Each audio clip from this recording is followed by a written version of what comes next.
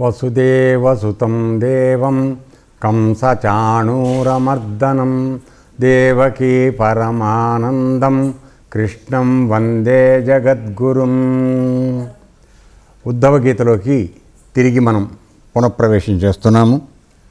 ప్రస్తుతం కృష్ణ భగవానుడు తన ప్రియమిత్రుడైనటువంటి ఉద్ధవుడికి జ్ఞానబోధ, ఆత్మజ్ఞానము, భక్తుడుగా ఎలా ఉండాలి, కర్మ చేసేవాడుగా ఎలా ఉండాలి, జ్ఞాన మార్గంలో ఉన్నవాడు ఎలా ఉండాలి అనేటువంటి విషయాలని, బద్ధజీవుడు ముక్తజీవుడు ఏ విధంగా ఉంటారు అనేటువంటి విషయాలని వివరంగా చెప్పటం ప్రయత్నం చేసిన తర్వాత ఈ భగవద్గీతలో చెప్పబడిన విధంగా జ్ఞాన మార్గాన్ని అవలంబించడం ద్వారా తనను పొందొచ్చని చెప్తాడు.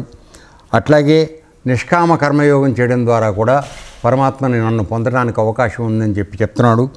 అయిన తర్వాత అత్యంత తేలికైనటువంటిది, సులువైనటువంటిది, భక్తులందరూ కూడా పాటించదగినది, సాధకులందరూ కూడా పాటించదగినటువంటి భక్తి మార్గాన్ని అత్యంత సులభంగా అందరూ చేయవచ్చనే విషయాన్ని చెప్పిన తర్వాత ఆ విధంగా భక్తి మార్గాన్ని ఆశ్రయించుకున్నవాడు ఎలా ఉండాలి అనేటువంటి విషయాన్ని కూడా నిన్నటి రోజున మనం చూడటం జరిగింది.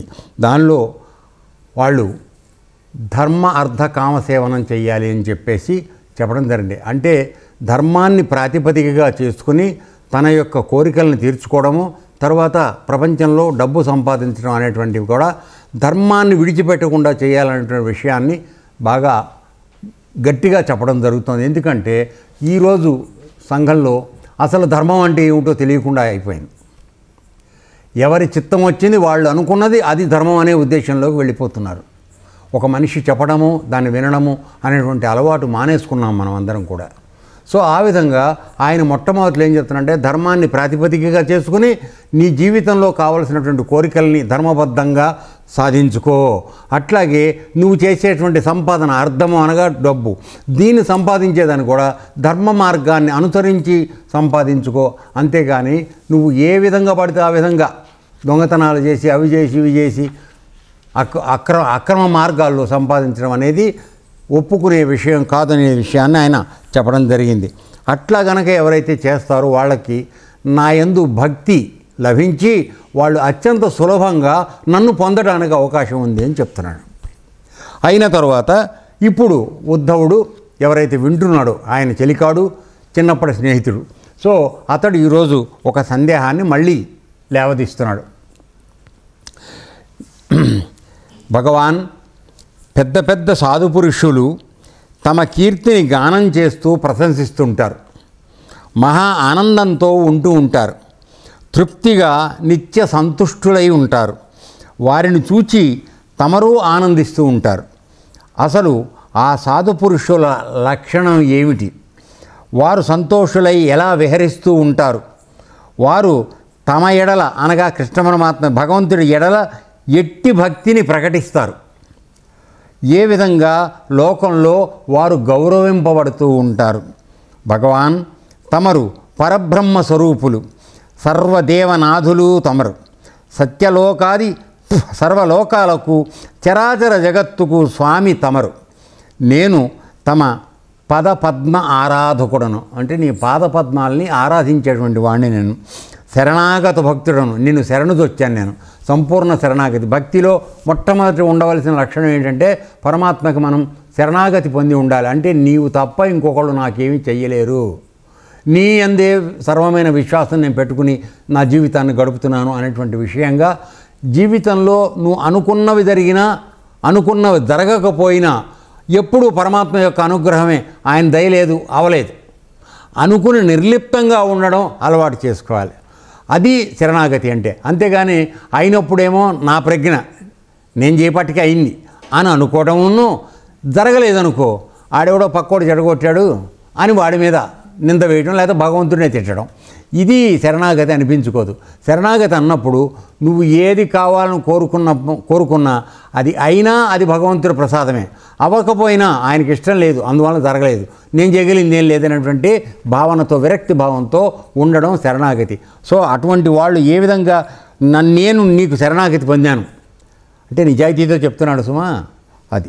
సో శరణాగత భక్తులను తమరు ప్రకృతికి పరులు, అంటే ఆయన చేత సృష్టించబడినటువంటి మనందరికీ విడిగా ఉన్నాడు ఆయన. మనందరం ప్రకృతి స్వరూపాలు, ఆయన సృష్టిలోంచి వచ్చాం మనం. అయితే మనందరికన్నా భిన్నంగా ఉన్నాడు, కానీ ఆయన మనలోనే ఉన్నాడు. ఇది రహస్యం. కాబట్టి ఇక్కడ తెలుసుకోవాల్సిందంటే బయట కనపడుతున్నటువంటి ప్రకృతి, తన చేత సృష్టించబడినటువంటి ప్రకృతికి ఆయన దూరంగా కనపడుతున్నాడు విడిగా. కానీ ఆ ప్రకృతిలోంచి పుట్టిన మనం అందరం కూడా ఆయన లోపలే ఉన్నాం. ఇది తెలుసుకున్నవాడు మాత్రమే శరణాగతి పొందగలడు. ఎందుకని, నాకు ఎక్కడికి వెళ్ళినా ఆయన తప్ప ఇంకోడు లేడనే సంగతి జ్ఞానం ఎవరికైతే కలుగుతుందో వాడు మాత్రమే శరణాగతి భక్తిని చెందగలుగుతాడు అనే విషయం చెప్తున్నాడు. తర్వాత తమరు పురుషోత్తములు, సచ్చిదానందమూర్తులు. పురుషోత్తం అంటే పురుషుడుగా పరమాత్మను మనం పరిగణించడానికి గల కారణం ఏంటంటే సమస్త సృష్టికి ఆధారంగా ఉండి అన్నిటినీ భరించేవాడు కాబట్టి ఆయన్ని పురుషుడు అని చెప్పి అనడం జరుగుతోంది. తర్వాత అటువంటి పురుషుల్లో ఇప్పుడు మనం కూడా మగవాళ్ళు కుటుంబాన్ని పోషించే రోజుల్లో ఇప్పుడు ఆడవాళ్ళు కూడా పోషిస్తున్నారు, అదే మనం మాట్లాడద్దు దాని గురించి. కాబట్టి పురుషుడు కేవలం భరించి సంసారాన్ని చేస్తున్నప్పుడు వాడిని పురుషుడని అనడం జరుగుతుంది. ఇప్పుడు చాలామంది స్త్రీలే పురుషులుగా ఉంటున్నారు, కుటుంబాలు వాళ్ళే నడుపుతున్నారు. ఎందుకంటే అయితే మొగుళ్ళు తిని పడుకుంటున్నారు, లేదంటే తాగి మనం కొడుతున్నారు, ఏదో రకరకాలుగా నడుస్తుంది. అర్థమైందండి. సో అందువలన ఎవరు బాధ్యత తీసుకుని భరిస్తున్నారో వాళ్ళని పురుషుడు అంటాం. కానీ పరమాత్మ ఏం చేస్తున్నాడు, మనందరినీ సృష్టిస్తున్నాడు, మనందరికీ కావలసిన ఆహారాన్ని తను సృష్టి చేస్తున్నాడు. తర్వాత మనం తిన్న ఆహారాన్ని జీర్ణం అవడానికి లోపల ఉండి చేస్తున్నాడు, ఇన్ని పనులు చేస్తున్నాడు. కాబట్టి ఆయనే పురుషుడు, పురుషోత్తముడు. మనమందరం పురుషాధములం, పేరుకు పురుషులుగా ఉన్నా కూడా అధములం మనం. అర్థమైందా? సో ఈ విధంగా అనమాట సచ్చిదానందమూర్తులు అంటే ఏమిటి, ఎల్లప్పుడూ కూడా సత్యానికి లోబడి ఒక ఆనందంలో నిమగ్నమై ఉండేటువంటి మహానుభావుడు ఆయన. ఎల్లప్పుడూ ఆనంద స్వరూపుడు, తనకేది కావాలని కోరికలేదు. మనందరికీ ఆనందం లేకపోవడానికి కారణం ఏమిటండి, ఎప్పుడూ ఏదో ఒకటి కావాలని కోరిక మనం ఏడిపిస్తూ ఉంటుంది. ఒకటి అయిపోయిందనుకో నెక్స్ట్ రెండో దానికి మళ్ళీ మనం సిగ్గు లేదు, మనకు శరం లేదు. ఒకటి తీరితే రెండో దానికి వెళ్ళిపోతూ ఉంటాం. సో ఈ విధంగా ఎప్పుడు చూసినా అది కావాలి, ఇది కావాలి, అది కావాలి, ఇది కావాలి, ఈ ఏడుపులోనే మన జీవితం అంతా గడిపేసుకుంటూ వెళ్ళిపోతున్నాం. ఆయనకి అన్నీ తనలోనే ఉన్నాయి కనుక వేరే ప్రత్యేకంగా నీ సొంత ఇంటూ నువ్వు దొంగతనం చేస్తావా? చేయవు కదా. పక్కోళ్ళంటే అయితే దొంగతనం చేస్తావు. సో ఆయనది సొంత ఇల్లు, ఎవరి దగ్గర తీసుకోవాలి, ఆయన అంతా ఆయనదే. అందుకని ఎప్పుడు ఆనందంగా ఉంటాడు. మనకేమిటి, మన దగ్గర లేకుండా పక్కవాడి దగ్గర ఉంది, పోనీ సంతోషంగా ఉందామా, లేదు.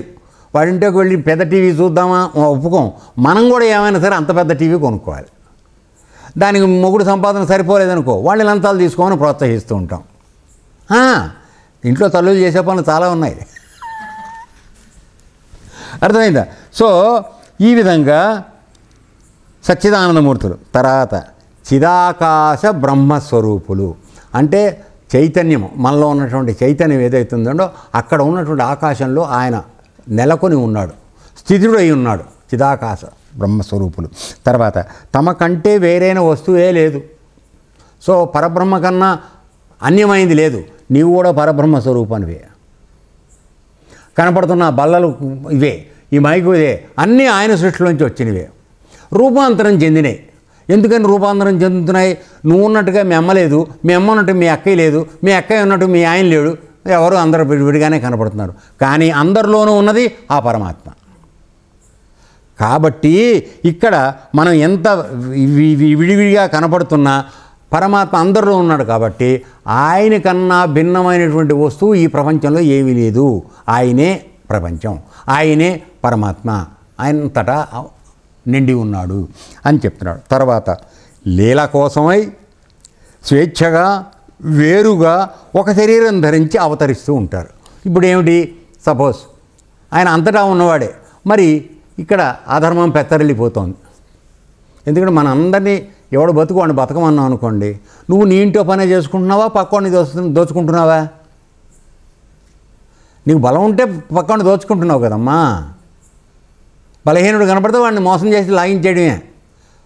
ఒక్కొక్క ప్లాట్ రియల్ ఎస్టేట్లో ముగ్గురు రిజిస్ట్రేషన్ చేయటం, తండ్రి కొడుకులు కొట్లాట పెట్టడం, వాళ్ళిద్దరూ పొడుచుకుని చచ్చిపోవడం, ఇవన్నీ మనం ఎవరు చేస్తున్నారమ్మా?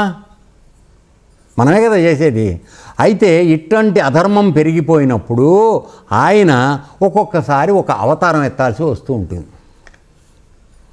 ప్రతి యుగంలోనూ ఈ అధర్మం పైకి వస్తూ ఉంటుంది. ఎందుకంటే చెడ్డతనానికి బలం ఎక్కువ, మంచితనం బలహీనంగా ఉంటుంది. అర్థమైందా?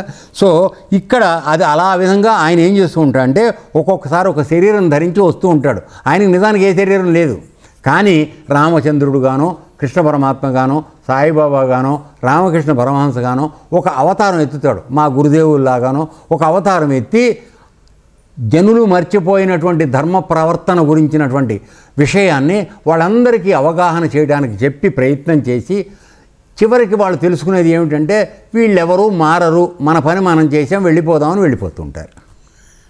మనం మారం, అది వేరే విషయం. అర్థమైందా? వాడు అరిచి 50 ఏళ్ళు 60 ఏళ్ళు 70 ఏళ్ళు వాడు అరిచి చచ్చిపోతాడు, కానీ మనం మాత్రం సస్తే మారం.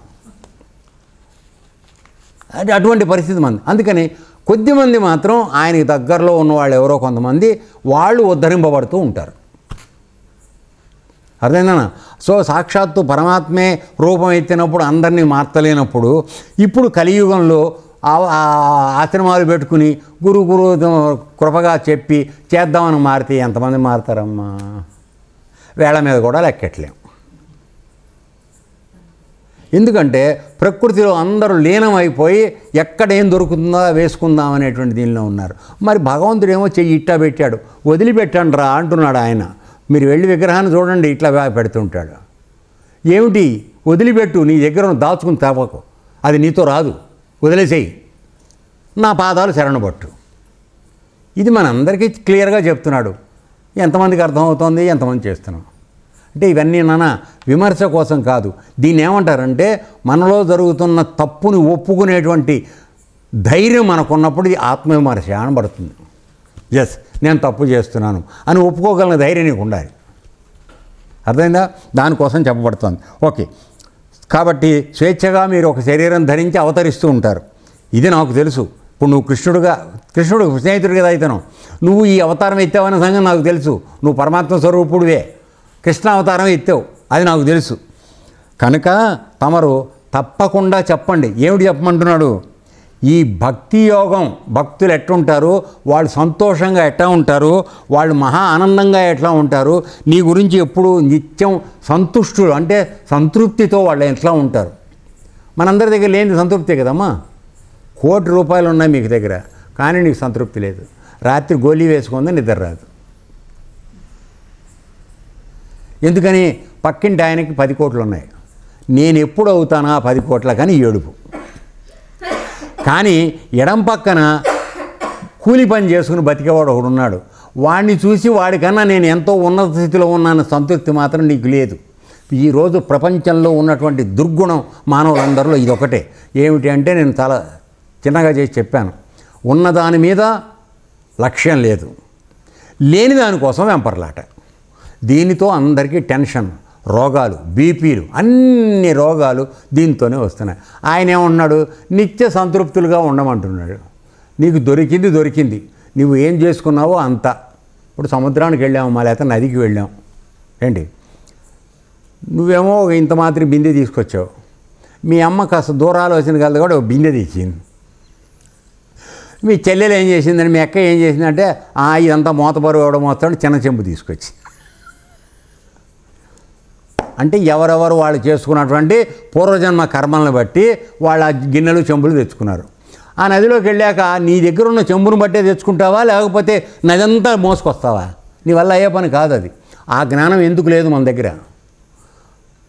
వాడు డబ్బున్నవాడు అయ్యాడు అంటే డబ్బున్నవాడు ఎందుకు అవుతున్నాడు? వాడు అంతకుముందు ఏం చేశాడో నీకు తెలుసా? అది ఏ విధమైన దాన ధర్మాలు చేశాడు వాడికి. ఇవాళ వాడు పరమాత్మ అనుగ్రహిస్తున్నాడు, వాడికి ఇస్తున్నాడు. నువ్వు ఏమీ చేయకుండానే వాడితో సమానంగా ఉండాలని ఏడిస్తే అన్యాయం కదండి. సో మన దగ్గర పాత్ర ఎంత ఉందో దాన్ని బట్టే మనకు వస్తుంది. దాన్ని పాత్ర అంటే పాత్రత అనాలి, అంటే అర్హత. దానికి తగిన శ్రమ నువ్వు చేసుకుని ఉంటే పూర్వజన్మలో నీకు ఖచ్చితంగా ఇవ్వబడుతుంది. ఆయన ఏది ఆయన దగ్గర దాచుకోడు. అర్థమైందమ్మా? నీది నీకే ఇస్తాడు. అట్లాగే నువ్వు అత్యంత తెలివితేటలతో కలియుగంలోకి వచ్చేసి నలుగురిని ముంచి 7గురిని ఇచ్చేసి తీసుకొచ్చి చేసిన పాప పనులు కూడా నీ నెత్తి మీదే పెట్టి పంపిస్తాడు. ఆయన దగ్గర ఏం ఉంచుకోడు. అవి మోసుకుంటూ మళ్ళీ వస్తావు ఇక్కడికి వచ్చాక మళ్ళీ చేసే పనులు ఇచ్చే పనులు అన్నీ చేస్తున్నాడు. సో ఈ విధంగా ఏమవుతుంది, ఎల్లప్పుడూ ఎప్పటికీ మనం ఎవరి దగ్గర నుంచి వచ్చామో ఆ పరమాత్మకు దూరంగానే బతుకుతున్నాం తప్ప ఆయన దగ్గరకు పెడదామనేటువంటి ప్రయత్నం మనం చేయట్లేదు. కేవలం ఆ పని చేస్తున్నది మానవులు మాత్రమే. జంతువులకు ఆ దుర్బుద్ధులు లేవు. అది ఎత్తింది జంతువు జన్మ, దాంతోనే బతుకుతోంది. టైం వచ్చినప్పుడు కావాల్సినవి చేస్తుంది, లేనప్పుడు పడుకుంటుంది. టైం అయిపోయింది చచ్చిపోతుంది, మళ్ళీ ఇంకో జన్మకి ఎడుతుంది. మనం ఊరుకుంటున్నామా? అట్లా చేయట్లా. సొంత తెలివితేటలు వాడి దాన్ని విపరీత జ్ఞానం అంటారు. వక్రంగా ఆలోచించి విపరీత జ్ఞానంతో మూట వేసుకుందామని వాట వేసుకుని అప్పుడు ఆ బరువు కావులించుకుని చచ్చిపోవడం. కానీ ఆయన తెలివిగలవాడు. ఇవేవీ రావు. నువ్వు సంపాదించిన కోట్లు నీతో వెనకాల రావు. అర్థమైందమ్మా? నువ్వు కేవలం చేసిన పాప పుణ్యాలు మాత్రం మన భుజాల మీద పెట్టి పంపిస్తాడు. ఇది రహస్యం. ఈ జ్ఞానం కలిగితే నువ్వు తప్పుడు పనులు ఎందుకు చేయాలమ్మా? ఉన్నకాడికి సంతృప్తిగా ఉండొచ్చు కదా. అలా ఉండమని చెప్తున్నాడు ఇక్కడ. మనకు అది తప్ప మిగతా అన్నీ ఉన్నాయి. అది ఈ విధంగా జరుగుతుంది. ఓకే, కాబట్టి మీరు తప్పకుండా చెప్పండి. ఈ భక్తి యోగం గురించి చెప్పదగిన వారు తమరొక్కరే స్వామి.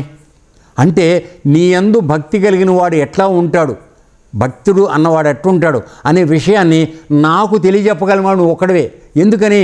నువ్వు ఒకడిని భక్తుడిగా మార్చినా, ఆత్మజ్ఞానిగా మార్చినా, లేదు కర్మయోగిగా మార్చినా అన్నీ నీ చేతిలోనే ఉన్నాయి. నువ్వే గురువు. అదేనమ్మా? అందుకోసమే మన దీంట్లో చెప్తాడు అన్నమాచార్యుడు,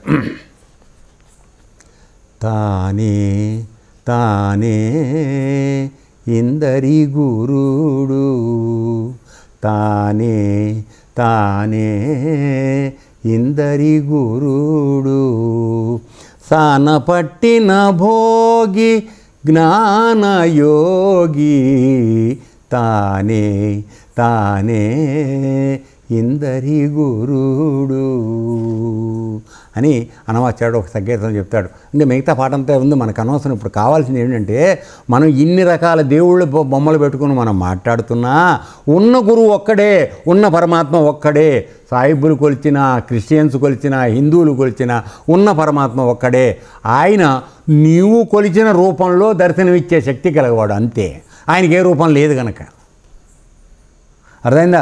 నువ్వు గురువుగారి ఫోటో, చంద్రయార్లు ఫోటో దగ్గర పెట్టుకుని నువ్వు చూస్తే చంద్రయార్ల రూపంలోనే నీకు కనపడతాడు. ఎందుకని? నీ మనసు దాని యందు లగ్నమైంది. ఆ రూపంలో నీకు దర్శనం ఇస్తాడు. నిజానికి ఆయన దర్శనం రూపం ఉందా? లేదు. అందువల్ల ఏ రూపాయన ధరించగలడు. ఆ విధంగా మనం ఉద్ధరించగలడు పరమాత్మ. వాడు ఒకడే. అయితే నీ ఇందాక చెప్పినట్టుగా కర్మ మార్గంలో చేసేవాళ్ళని కర్మ చేసి దాని ఫలితాన్ని నాకు వదిలేయమని చెప్తున్నాడు. ఆ విధంగా మనం ఉద్ధరిస్తున్నాడు కర్మయోగిగా. తర్వాత భక్తి యోగంలో చేసే పనంతా పరమాత్మకు సమర్పణ, శరణాగతి, దాంతో చేసుకుంటూ వెళ్ళేవాడికి చక్కగా బ్రహ్మజ్ఞానం తెలుసుకోవడానికి కావలసినటువంటి మెట్టు గురువును చూపించడం, అటువంటి పనులన్నీ ఆయన చేస్తున్నాడు.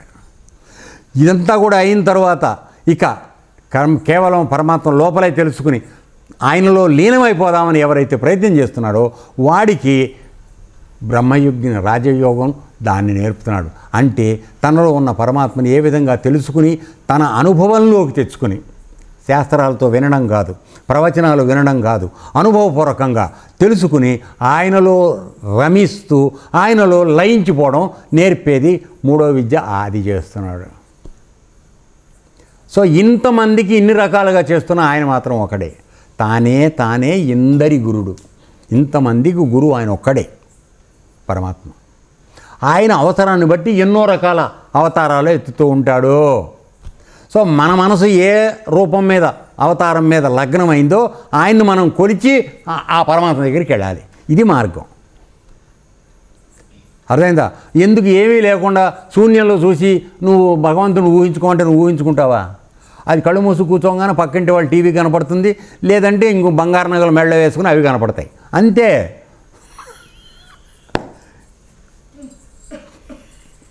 అందుకోసమని మనకి ఏం చెప్పారంటే ఒక విగ్రహాన్ని పెట్టుకో, దాని మీద దృష్టి పెట్టు, వేరే దగ్గర పోకు. అప్పుడు దాన్ని చూస్తూ పోతే అప్పుడు దానిలో ఉన్నటువంటి నిజస్వరూపం ఏదో నీకు అవగతం అవుతుంది. ఇలా చేయమని చెప్తున్నాడు. అందుకని అటువంటి భక్తి యోగం భగవంతుని యందు ముందు నువ్వు భక్తిగా ఆయనకి శరణాగతి పొందితే ఆయన ఏ విధంగా పొందొచ్చు అనే విషయాన్ని నీవు మాత్రం చెప్పగలవు, ఇంకెవరూ చెప్పలేరు అని చెప్పి అత్యంత వినయంతో అడుగుతున్నాడు. ఎవరు? ఉద్ధవుడు అన్న ఆయన. సో తమరొక్కరే చెప్పగలరు స్వామి, నేను సాష్టాంగ నమస్కారం చేస్తున్నాను, నా మీద కృప వహించండి అంటే దయదలచండి నాకు. తర్వాత తమరు నాకు భక్తి భక్తుల రహస్య విధానాలు తెలియజెప్పండి. అంటే అసలు భక్తి అనేది ఎలా చేయాలి, భక్తులు ఏ విధంగా రహస్యంగా వాళ్ళు ఏ విధంగా చేస్తూ ఉంటారు, ఆ విధానం అయితే చెప్పు, నేను బాగుపడదాం అనుకుంటున్నా అని అడిగాడు. అయిన తర్వాత ఇప్పుడు కృష్ణుడు సమాధానం చెప్తున్నాడు. భక్తుల లక్షణాలు ఇలా చెప్పసాగాడు శ్రీకృష్ణ పరమాత్మ. ఉద్ధవా, నా భక్తుల లక్షణాలు విను. చెప్తున్నాడు చూడండి. మన ఆయన భక్తులు ఇవి ఎన్ని మన దగ్గర ఉన్నాయో ఎవరికి వాళ్ళు లెక్కేసుకోండి. నేను మళ్ళీ చెప్పను, ఎందుకంటే నాకు పూర్తిగా తెలియదు కనుక. ఎవరికి వాళ్ళు నిజాయితీగా లెక్కేసుకోండి, వింటున్న వాళ్ళందరూ కూడా. ఓకే, వినండి. నా భక్తుడు కృపాళువు అంటే దయగలిగిన వాడు, దయతో పూర్తిగా నిండిపోయినవాడు. ఎంత మనకి దయ ఉందో మీరే చూసుకోండి. తర్వాత కృపాళువు దయామయుడు. ఓకే, తర్వాత వాడు ఏ ప్రాణిని ద్వేషించడు. మరి ఫంక్షన్ వచ్చిందంటే మరి 10-15 మేకల్ని కోసి మనం ఎంత ప్రాణ దయతో మనం బతుకుతున్నామో మరి లెక్కేసుకోండి మీరే. ఈ పాటికి ఎన్ని వందలు కోచారో అన్నీ లెక్కేసుకోండి. సరే, మేకలైతే కోళ్ళు అయితే చెప్పక్కర్లే, ఇటానిటికి విడిచేయటం వేసేసుకోవటం. ఓకే, ఇది ఏ ప్రాణిని ద్వేషించడు. తర్వాత ఎవరితోనూ వైరం బోనడు. ఇక్కడ ఆశ్రమానికి వచ్చారు. ఒరే నాయన, నువ్వు చేస్తావు తప్పురా అన్నాను. నీ సంగతి చూస్తా చూడు. ఏమనుకున్నావు నన్ను, నాకు చెప్తావా నువ్వు, నీ సంగతి చూస్తా చూడు అనేటువంటి వాళ్ళు భక్తులే వీళ్ళందరూ, కలియుగ భక్తులు. ఆయన చెప్పేదేమో అంతకుముందు భక్తుల గురించి. ఓకేనా. తర్వాత ఎంతటి కష్టాన్నైనా ప్రసన్నంగా సహిస్తాడు. ఇప్పుడు మేము ఆశ్రమంలో చేసేది ఇదే. ఎవరు ఎంతమంది కట్టెలు పెడుతున్నా మేము ఇలా కూర్చుని ఉంటాం అన్నమాట. భక్తికి పరాకాష్ట అది. పెట్టావా, ఇంకో కట్టె పెడతానికి జాగా ఉంటే అది కూడా పెట్టాను అడగాలన్నమాట. అది. తర్వాత అతని జీవనసారం సత్యం అంటే తాడు బతికి ఉండడం అనేది సత్య మార్గంలో ఉంటుంది. మనం ఎంతవరకు ప్రతిరోజు లేచిన కాడి నుంచి ఎన్ని సత్యమైన మాటలు మాట్లాడుతున్నామో, ఎన్ని సత్యమైన పనులు చేస్తున్నామో ఎవరికి వాళ్ళు ఎక్కేసుకోండి. మన శ్వాసలో ఉన్నది కూడా సత్యమే. ఏమ్మా పెద్దమ్మ? అది. తర్వాత అతని మనస్సులో పాపవాసన అనేది ఉండదు. అంటే పాపం చేద్దామనే ఆలోచన కూడా ఉండదు. ఇక్కడ ఇప్పుడు పరిస్థితి ఏంటంటే అబద్ధం ఆడటం అనేది శ్వాస. అర్థమైందా?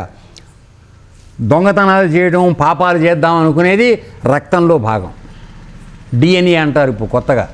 ఆ మూలం అన్నమాట, రక్తానికి మూలం. అది ఇప్పుడు మన అందరిలో ప్రవహిస్తాం. పాపం చేయకుండా ఉండే పరిస్థితి లేదు. మనం ఎంత వీలైతే దొరకకుండా చేయడానికి ప్రయత్నం చేస్తాం. దొరికిపోయాం అనుకో, తప్పైంది అంతే. అంటే వాడు తప్పు దొరికిపోయానన్న పశ్చాత్తాపం కూడా ఉండదు వాడికి. తప్పైంది అంతే, అలా అనేస్తే చాలు, వాడు ఒప్పుకున్నట్టే.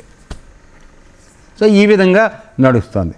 తర్వాత అతడు సమదర్శి అనగా పరిస్థితులు ఇక్కడ మనకు అన్నీ ఎప్పుడు మనం అనుకున్నట్టుగా జరగవు కదా. ఒకసారి జరుగుతుంది, ఒకసారి జరగదు. జరిగినప్పుడు నువ్వు ఉప్పొంగిపోవద్దు నా వల్ల అయిందని. అర్థమైందమ్మా? జరగనప్పుడు కూడా ఈ పరమాత్మ అనుగ్రహం లేదు, వదిలేయి. అంతేగాని ఇది అవ్వదా, వాడి సంగతి ఏదో చూద్దాం, చంద్రయ్య గారు మనకు అడ్డం వస్తున్నాడు, వాడిని బయటకు నొక్కుదాం, అది చేద్దాం ఇది చేద్దాం అని ద్వేషం పెట్టుకోవద్దు.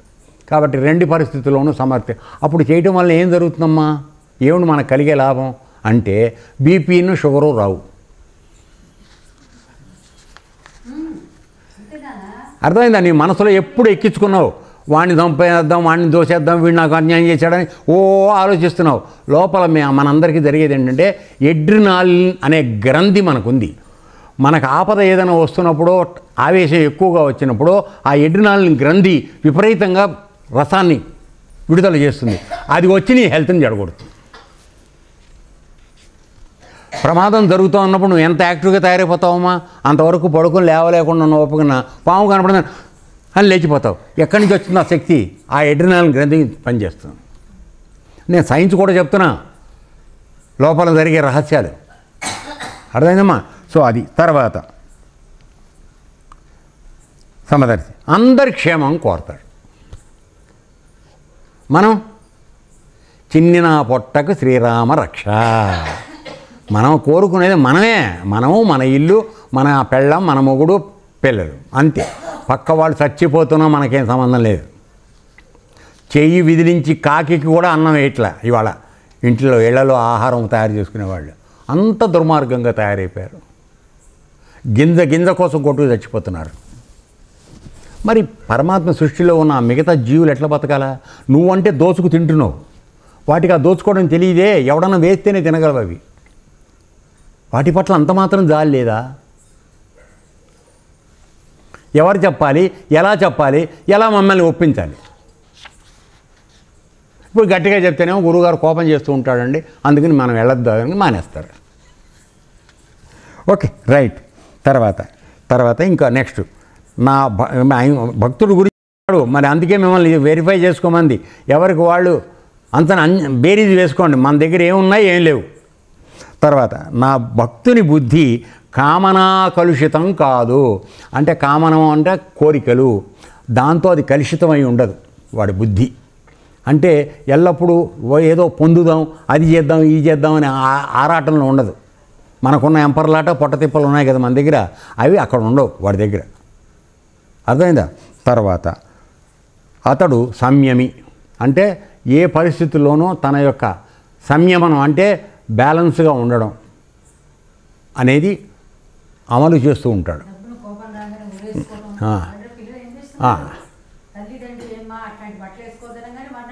ఎందుకు ఒక్క నిమిషం ఆలోచించండి అమ్మా. ఇప్పుడు మీ అమ్మగారి చిన్నప్పుడు పిల్లలకి ఏదైనా అనారోగ్యం చేసినప్పుడు మీ లెక్క 10 గంటల్లో 5 గంటల్లో తీసుకెళ్ళి హాస్పిటల్లో చేర్చపని ఆవిడ ఎప్పుడైనా చేసిందా? ఆవిడని అడగండి. మరి నీకెందుకు వచ్చింది ఇప్పుడు ఆ తొందర? సాయంత్రం వరకు చూస్తావు హాస్పిటల్లో చేర్చి. ఆ డాక్టర్ గారు కాస్త మంచివాడు, నెమ్మదిగా తగ్గిద్దామని ఆగాడు, నీకు ఆగదు కింద, అందుకని తిరిగి వెళ్ళి ఇంకో హాస్పిటల్ చేస్తాడు. వాడు ఇంత పొడుగు ఇంజక్షన్ పొడుస్తాడు, అప్పుడు తగ్గుతుంది టెంపరీగా. కానీ ఆ యాంటీబయాటిక్స్ అన్నీ బాడీలో చేరేటప్పటికీ వీడి శరీరం నిర్వీర్యం అయిపోతుంది. ఇది మనకెవరికి పట్టదు, ఈ జ్ఞానం మనకెవరికి లేదు.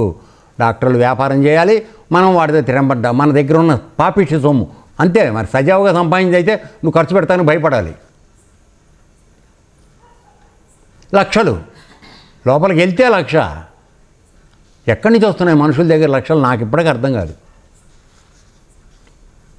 సరే, వదిలేద్దాం. కాబట్టి ఇప్పుడు ఏంటంటే సంయమి జరుగుతోంది. ఓకే, అది వరకు వచ్చిందనుకో కర్మ తగ్గుతుందిలే, ఏదో ఒక మామూలు చిటక వైద్యం ఒకటి చేసేసి ఊరుకునేవాళ్ళు. అంతేగాని మాటికి హాస్పిటల్కి, అరే కాస్త నీరసం వచ్చిందంటే హాస్పిటల్ అడ్మిట్ అయిపోతారండి. మా ఆశ్రమంలో కూడా చూస్తుంటాం. వెళ్ళిపోవాలి, గ్లూకోజ్ ఎక్కించుకోవాలి. ఏంది అవి? నీళ్ళు, ఉప్పు నీళ్ళు. డాక్టర్ గారు పడుకోబెట్టి మా తాళగా ఫ్యాన్ వేసి ఎక్కిస్తారు. అది ఎక్కిస్తే మనకు బాగా తొందరగా. ఎందుకని? మనకు మానసికంగా ఒక సంతృప్తి. నిజంగా చేసింది ఏమీ లేదు అక్కడ. ఒక గ్లాసు మంచినీళ్ళు, మంచి శుభ్రమైన మంచినీళ్ళలో ఒక చెంచాడు పంచదారను ఇంత ఉప్పు వేసుకు తాగితే నీకు అది ఆడిచ్చిందే అన్నీ అవుతాయి అందులో. అది ఇప్పుడు మేము చెప్పామనుకో మీకు నమ్మకం కలదు.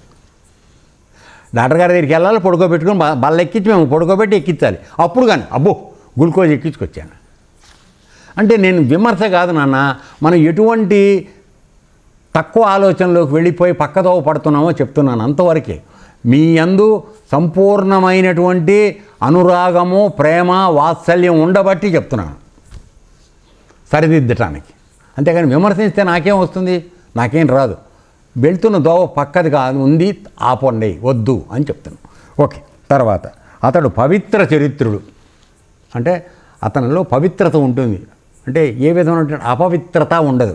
అపవిత్రం అంటే తప్పు పనులన్నీ చేసేవాడిని అపవిత్రుడు అంటాం.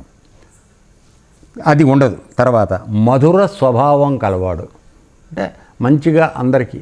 ఇప్పుడు నేను కొద్దిగా గట్టిగా మాట్లాడుతున్నాను, మధురంగా చెప్పటల్లా, నేను కొద్దిగా గట్టిగా మాట్లాడుతున్నాను, చెప్పేది మంచి మాటే కానీ చెప్పడం గట్టిగా చెప్తున్నాను. దీనివల్ల మీకు ఇష్టం ఉండదు, ఎందుకంటే కారంగా ఉన్నట్టుగా ఉంటుంది. అది మామూలు తెలివిగల గురువులు అయితే ఏం చేస్తారంటే స్వీట్ పెట్టినట్టుగా మీకు చక్కగా వేసి, స్వీట్ వేసి చక్కగా మూత పైన ఇది పొర ట్యాబ్లెట్కి పైన వేస్తారు కదమ్మా స్వీట్ పీలే, ఆ కోటింగ్ వేసి మీతో మాట్లాడతారు.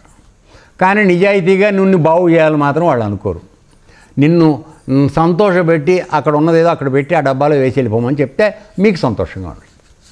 వద్దే అమ్మా నీ డబ్బులు వద్దు, నువ్వు మారడం కావాలని నేను అన్నాను అనుకో, నీకు నా డబ్బులు ఇవ్వు, నీకు సంతృప్తి కలగదు, నా మీద కోపం వస్తుంది. జరుగుతున్న విషయం అది. Okay right. తర్వాత ధనం పోగు చేసుకోవడానికి కానీ, ఇవి చూడండి భక్తుడికి ఉండాల్సిన లక్షణం బాబు ప్రభాకర్ గారు, ధనం పోగు చేసుకోవడం కోసం కానీ పరిగ్రహణం కానీ ఎన్నడూ చేయడు. అంటే నీవు కేవలం ఆశ్రమానికి వచ్చి దీన్ని ఏదో పెట్టుకుని అడ్డం పెట్టుకుని ధనం పోగు చేసుకుందాం అనే ఉద్దేశంతో ఇక్కడికి వచ్చినవాడు జ్ఞానం కోసం వచ్చినవాడు కాదు. తర్వాత పరిగ్రహణం, ఎవడేది ఇస్తే అది పుచ్చుకుని వెళ్ళిపోవటం. అపరిగ్రహం అనేది ఒక నియమంగా పెట్టబడింది యోగ సాధన చేసేవాడికి. అంటే ఎవరి దగ్గర ఉచితంగా ఏది తీసుకోకు. ఎందుకని, ఇప్పుడు సపోజ్ ఇవాళ మీరు 4-5 వచ్చారు మా దగ్గరికి, 4 వచ్చిన తర్వాత ఆవిడ ఏం చేసింది, సరే గురుగారి దగ్గరికి వెళ్తున్నాం కదా అని చెప్పి 4 బొడ్డైన అరటిపళ్ళు తెచ్చింది. తెచ్చారో లేదో నాకు తెలియదు అనుకో, సరే ఓకే తెచ్చింది. వాళ్ళ అమ్మగారు ఏం తేలా, గురువు దగ్గరికి వెళ్ళి మనం ఏం చేయాలా అని ఈవిడ మేలకుండా వచ్చింది. నువ్వేమో మనకు పెడితే ఆయన పెట్టకపోతాడా నువ్వు వచ్చావు. ఇప్పుడు ముగ్గురు వచ్చిన వ్యక్తుల్లోనూ మార్పు ఎలా ఉందో ఆలోచించండి ఒక్కసారి, ఉదాహరణ కోసం చెప్తున్నా. సో ఈ విధంగా పరిగ్రహం అంటే వచ్చినందుకు మనం ఏదో ఒకటి పొందాలి ఇక్కడ ఆశ్రమంలో. కానీ న్యాయంగా చేయవలసింది ఏమిటి, ఆశ్రమానికి ఏదైనా చేయడానికి మనం రావాలి. ఎందుకని, ఈ ఆశ్రమంలో నువ్వు ఇచ్చిన ఇంతని 10 మందికి పెట్టే పని ఈ ఆశ్రమంలో జరుగుతుంది. ఆ విధంగా నీ యొక్క పుణ్యకార్యము 10 మందికి పంచబడుతుంది, నీ పుణ్యం 10 మందికి పెడుతుంది. అర్థమైందన్నా? అంతేగాని ఆశ్రమంలో అరటిపళ్ళు లేక కాదు, నువ్వు తెచ్చి వేస్తే వచ్చిపోయి ఏంటంటే నువ్వు తెచ్చిన పళ్ళే 10 మందికి పెడతాం. అర్థమవుతుందా? అందుకని పెద్దల దగ్గరికి, గురువుల దగ్గరికి, గర్భిణీ స్త్రీల దగ్గరికి, తర్వాత బాలురు చిన్నపిల్లలు ఉన్న దగ్గరికి రిక్తహస్తాలతో వెళ్ళకూడదనే నియమం పెట్టబడింది రోగం ఉన్న వాళ్ళ దగ్గరికి. ఎందుకంటే వాళ్ళు మామూలు జీవితానికి కొద్దిగా దూరంగా ఉన్నారు. సో వాళ్ళ దగ్గరికి వెళ్ళేటప్పుడు మనం పరామర్శ చేయడానికి వెళ్ళినప్పుడు ఏదైనా పండో ఫలమో వాళ్ళకి తీసుకెళ్ళి ఇస్తే, అబ్బా చూడటానికి వచ్చాడు, ఊరికే ఇట్లా వెళ్ళిపోయి కావలిచ్చుకుంటే వాడికి ఏమైనా వస్తుందమ్మా నాకు తెలియక అడుగుతా. చేతిలో యాపిల్ పండు పెట్టామనుకో, అమ్మ వీళ్ళు నా మీద చాలా జాగ్రత్తగా యాపిల్ పండు తెచ్చారు అనుకుంటారు. నిజంగా యాపిల్ పండుది ఏమైనా అవుతుందా? ఏం కాదు. కానీ అది నీ యొక్క మంచితనాన్ని తెలియపరుస్తాం, దానికోసం చెయ్యాలి. అర్థమవుతుందా? అంటే సందర్భం వచ్చింది కనుక చెప్తున్నాను.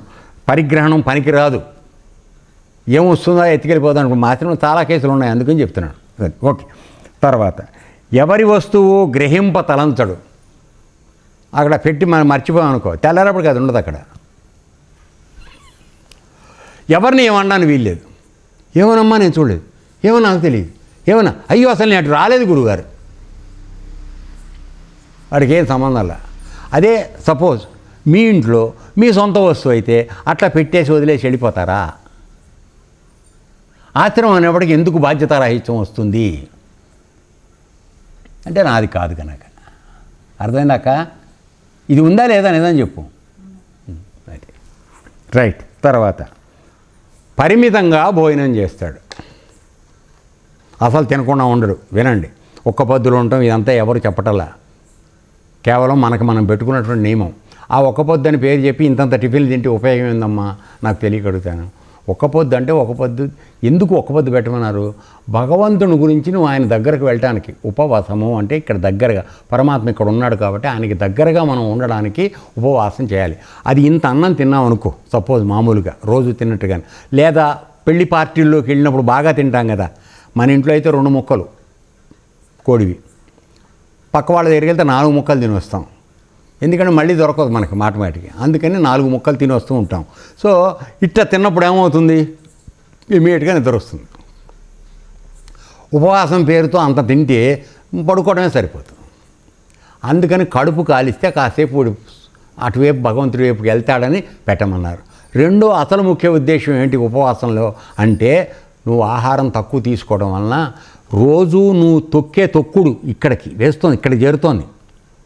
ఇలాగ ఇంతంత వాయిల్ కలిపి ఇక్కడ కుమ్మితే ఇక్కడ ఆయన ఆడిత్తలేక చచ్చిపోతున్నాడు పరమాత్మ. ఒక్కొక్కడికి ఇంతంత బొర్ర, అర్థమైందా?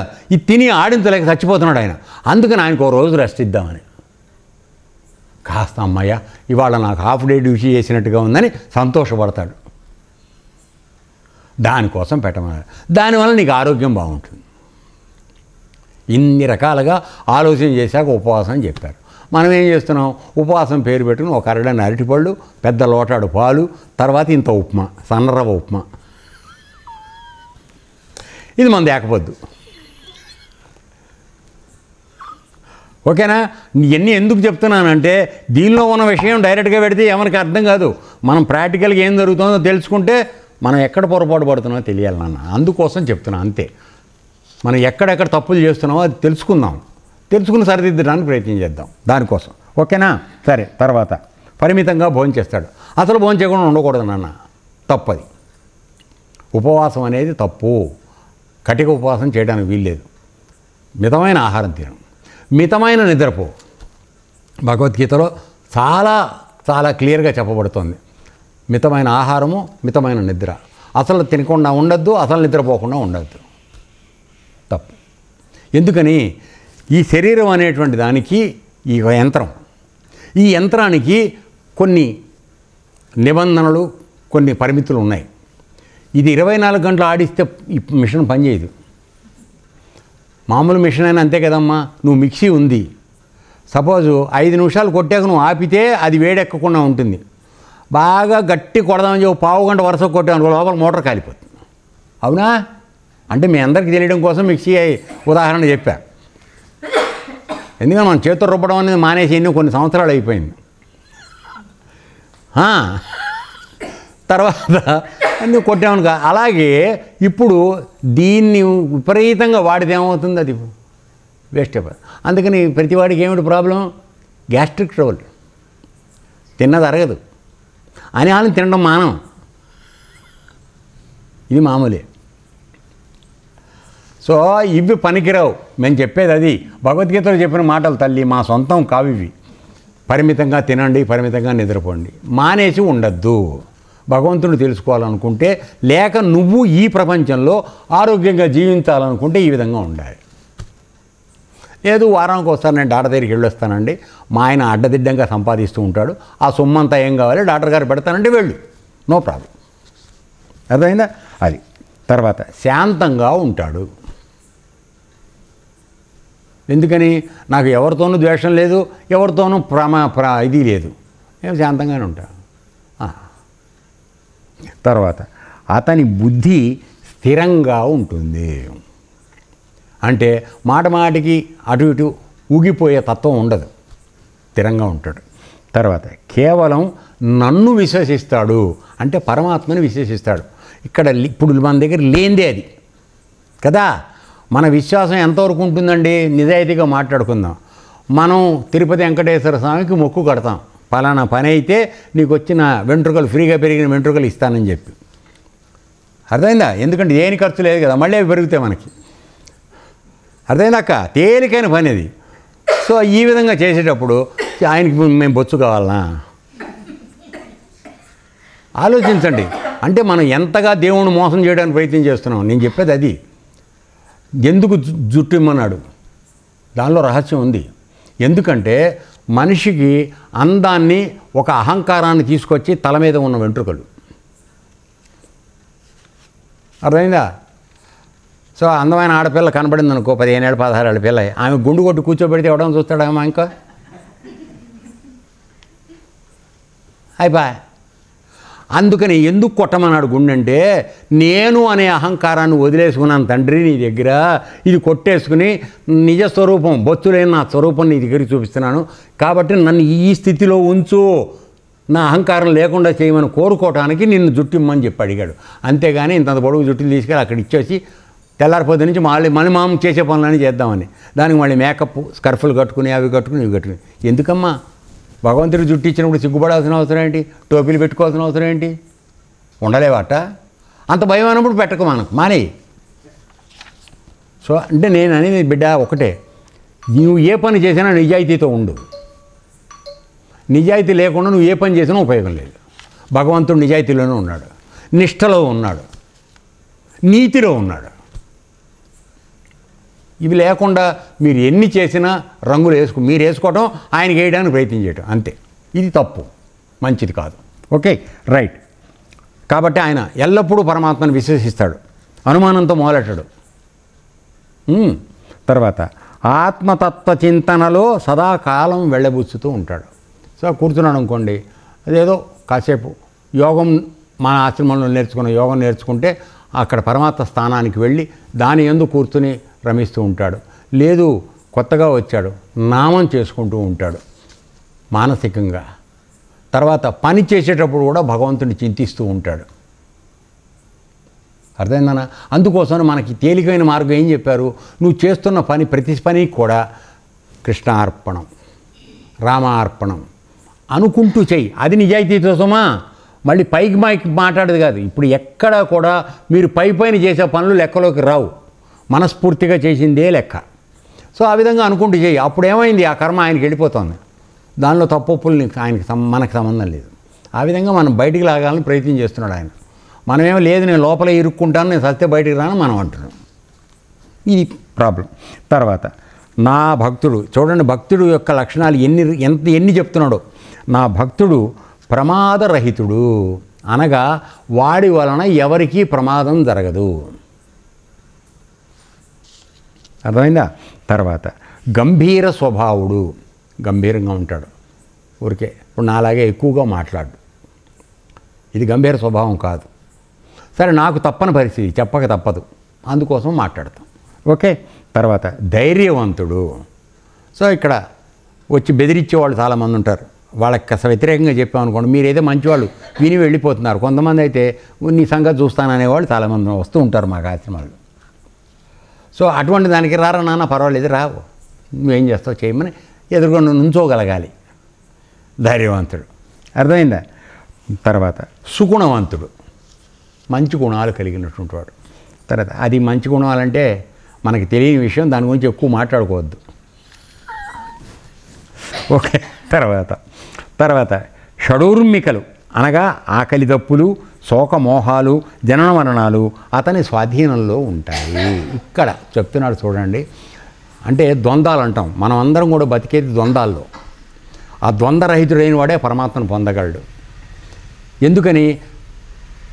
పరమాత్మ సుఖంలో ఉన్నాడు, ఆకల్లో ఉన్నాడు అనుకుందాం. ఆకల్లో ఉంటే మన శరీర ధర్మం ఆయనకు అంటుకుంది. ఆకలి తప్పులు ఎవరివి? శరీరానివి. శోకమోహం ఎవరిది? మన మనస్సుది. అంతే కదా. నేను ఆశ్రమానికి వెళ్తే గురువుగారు నన్ను ఇట్టా అన్నాడని అనేది ఎవరు చెప్తారు నీకు? నీ మనసు చెప్తాను. ఆశ్రమానికి రమ్మన్నాడు, ఇంత అన్నం పెట్టారు అని అనేది ఆకలి తప్పులు వాడు దానికి. అంటే అది దేహ గుణము, అదేమో మానసికమైనటువంటి. తర్వాత ఇక జనన మరణాలు కూడా వాడి చేతిలో ఉంటాయంటున్నాడు. అంటే అర్థం ఏమిటి? స్వచ్ఛంద మరణం. ఎందుకు ఇది మీకు ఎక్స్ప్లెయిన్ చేయాలి, అందుకని చెప్తున్నాను. ఎందుకంటే జనన మరణాలు వాడి చేతిలో ఉంటాం, మన చేతిలో ఉందా? లేదు. కానీ భక్తుడైన వాడికి చేతిలో ఉంటుందని చెప్తున్నాడు. ఏ విధంగా అనే ఆలోచించేటట్లయితే, జననం మనం మామూలుగా ఎక్కడి నుంచి వచ్చామో తెలియకుండా, ఎక్కడికి వెళ్ళాలో మనకి తెలియకుండా మామూలుగా పుట్టి గానుగెద్దులాగా జీవితం బతికి మామూలుగానే చచ్చిపోయి, అర్థమైందా? ఏ పరమాత్మ లోపల ఉన్నాడనే జ్ఞానము స్పృహ లేకుండా చచ్చిపోయామనుకో, మనకి జన్మ ఖాయం. ఎందుకంటే చేసిన ప్రతి పనులను మన దగ్గర తప్పు ఉంటుంది కాబట్టి అది కర్మ. ఆ పాపకర్మకు ఫలితం మనం జన్మకి రావడం తప్పదు. అది మన చేతిలో లేదు. ఎప్పుడు నీ జన్మ రాకుండా ఉంటుంది అంటే, నువ్వు చేస్తున్న కర్మని విచక్షణాపూర్వకంగా ఇది తప్పు నేను చెయ్యను, ఇది మంచిది నేను చేస్తాను, నా యొక్క ధర్మం అయి ఉంది అనుకుని నువ్వు చేస్తున్నావో ఆ కర్మ నిన్ను జన్మకి రాకుండా కాపాడుతుంది. జనన మరణాలు వాడి చేతిలో ఉంటాయంటే అర్థం ఇది. అర్థమైందమ్మా? అలాగే ఇక మరణానికి వచ్చేటప్పటికి మరి మామూలు వాళ్ళందరూ మనందరం కూడా తల్లి యొక్క యోనిలోంచే పుట్టాం కదా. భగవంతుడు ఏమో అదేమో మన ఆధార స్థానం దగ్గర ఉంది, కింద గుదం దగ్గర ఉంది, అక్కడ దానిపైన అది గుహ్యం అంటాం దాన్ని, తల్లి యొక్క యోని. సో అక్కడి నుంచి జన్మ తీసుకున్నాం. తర్వాత పరమాత్మ ఎక్కడున్నాడు? ఇక్కడ కూర్చున్నాడు ఆయన. అర్థమైందన్నా?